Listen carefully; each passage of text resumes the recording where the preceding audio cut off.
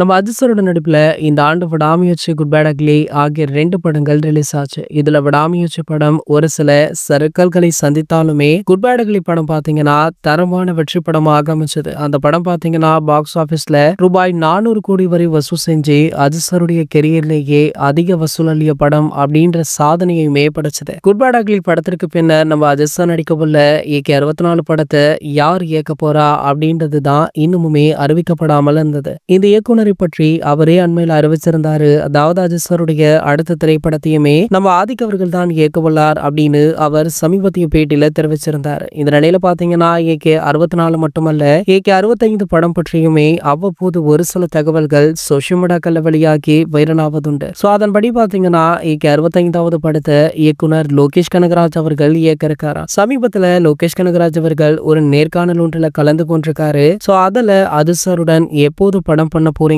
அது பாசிபிளா அப்படின்னு கேட்டதற்கு நம்ம லோகேஷ் அவர்கள் வெளிப்படையாகவே சொல்லியிருந்தார். அதாவது அஜித் சாரிடம் கதை கூறிவிட்டேன், கூடிய விரைவிலேயே இதற்கான அறிவிப்பு கூட வெளியாகலாம், எது எப்படி வேண்டுமானாலும் நடக்கலாம் அப்படின்னு மாதிரி சொல்லியிருந்தாரு. சோ ஆகையால பாத்தீங்கன்னா ஏகே 65 படம் தான் இவங்க இணைய போற படம் அப்படின்றது கிட்டத்தட்ட உறுதியுமே செய்யப்பட்டிருக்கா. சோ ஏகே 64 படத்துடைய படப்பிடிப்பு அடுத்த மாதம் துவங்கவுள்ள நிலையில ஏகே 65 படப்பிடிப்பு அடுத்த வருட இடையில ஸ்டார்ட் ஆக அதிகப்படியான வாய்ப்புகளுமே இருக்கா. சோ இந்த தகவல் பாத்தீங்கன்னா ஏகே ரசிகர்களை கொண்டாட வச்சிருக்கு.